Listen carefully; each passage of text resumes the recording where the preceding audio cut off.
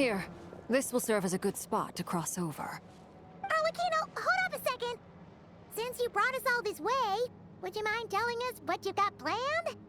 We still haven't got the slightest idea what's going on here. And if even Columbina doesn't know where the iridescent moon's marrow is, how do you? Simple. Because I am an inheritor of the royal bloodline of the Crimson Moon, and one of the last surviving embers of the Two Worlds' flames. Huh? Are you serious? As in, you're a descendant of that Crimson Moon dynasty we were just talking about? The one from ancient Conria? Your surprise is understandable. I was also taken aback when I first learned of it. But the more I thought about it, the more I realized the signs had been there all along. When I was young, I discovered I could wield a very special kind of fire. It coursed like blood through my veins and smoldered away inside my nerves.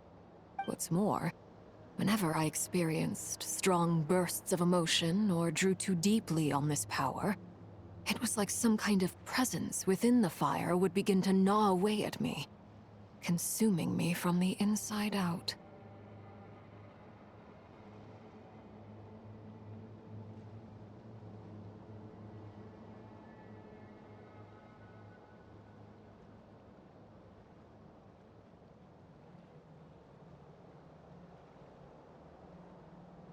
Exactly. That is why my hands are like this, too. At first, I saw it only as a curse, but once I became a harbinger, the Jester apprised me of the truth. Together with my own investigations, over the past few years, there are several things that I have gradually come to understand. For instance, take the so-called Crimson Moon. In truth, it is nothing more than the shattered remnants of the iridescent moon, fused with the Abyss to prolong its lifespan. Since this blood flame was bestowed upon me by the Crimson Moon, it is a fusion of the iridescent moon's former power and the corruption of the Abyss. You all understand the nature of the Abyss well enough. I draw upon its power, and in return, it hungers for my soul. This strange blackness is the mark of corruption it has left behind. If I recall correctly, you once told me that if the corruption ever made it to your heart, you'd become a completely different person. Yes, and that's the reason I'm always careful not to push my power too far. It's essentially a never-ending tug-of-war. Whew. Sounds intense. Anyway, the rest of my story can wait. Is there anything else about the Crimson Moon or the Iridescent Moon that you're unclear about? Paimon has a question. So, the Crimson Moon that the Carians used to worship was actually the Iridescent Moon, right? Which was one of the three Moon Sisters. Does that mean that the Carians were to the Crimson Moon as the Frost Moon Scions are to the Frost Moon? So much of that history has been lost. We have no way of knowing exactly what they were like.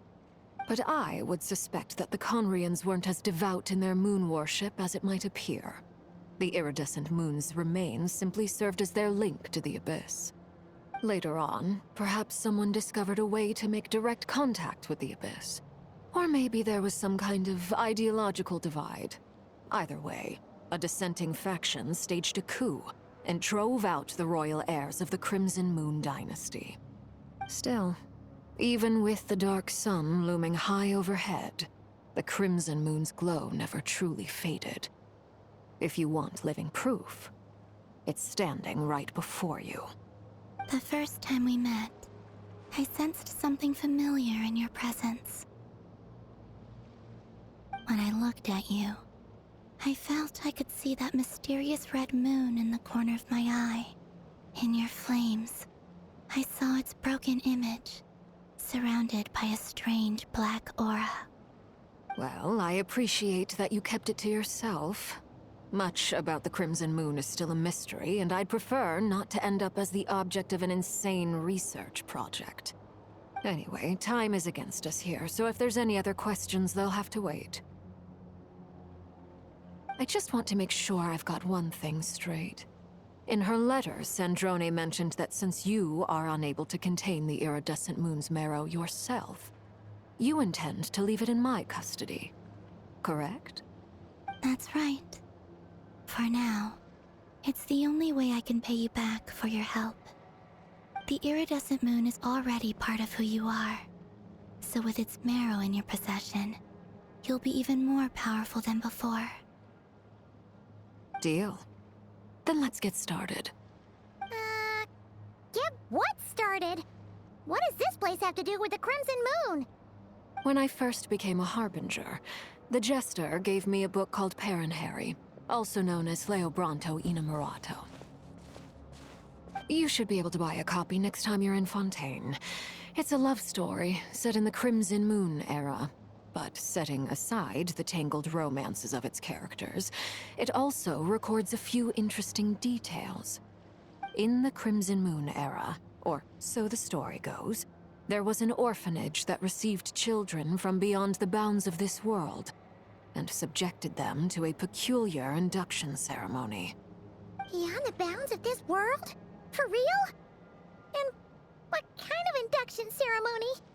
The Crimson Moon sages looked beyond this world for beings with powers that surpassed the gods. But fearing they might lose control, they subjected these children to a process of refinement. They made these children crawl up a fireplace and kept asking them, "Have you died? Did you see it?" Until they finally admitted to having died and seen a crimson moon. The adults embraced the children who passed the ritual, telling them, "Within the fireplace, you have traversed the flames between two worlds. Here and now, you are born anew."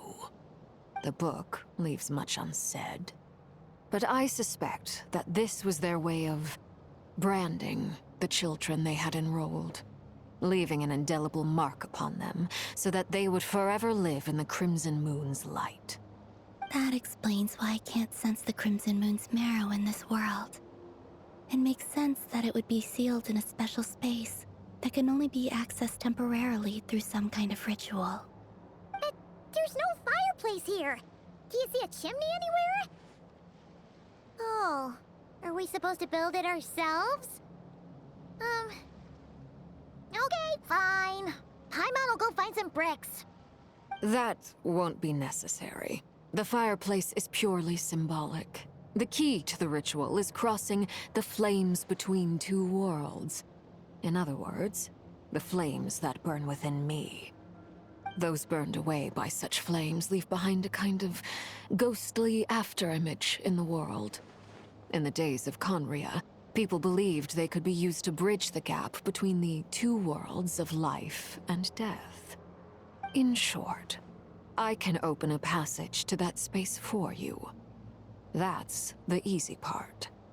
The catch is I'll need to stay on this side to keep the passage open, so I won't be able to come with you. Once you're inside, you'll have to find your own way.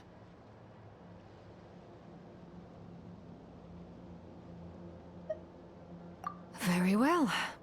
Then I'll open it up. Traveler, spare me a little more moonlight if you would. I may need it.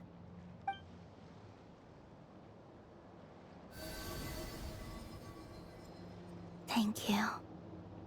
I feel like I've recovered some of my strength now. It should be enough to move us across short distances and confront whatever dangers might await.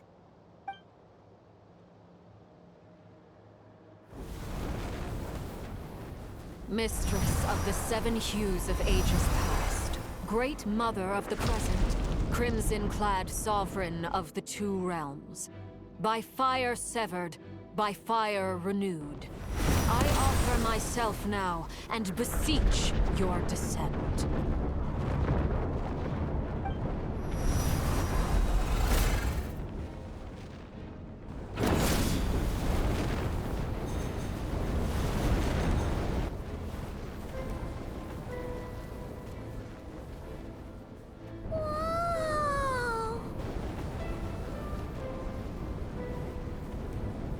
One word of advice.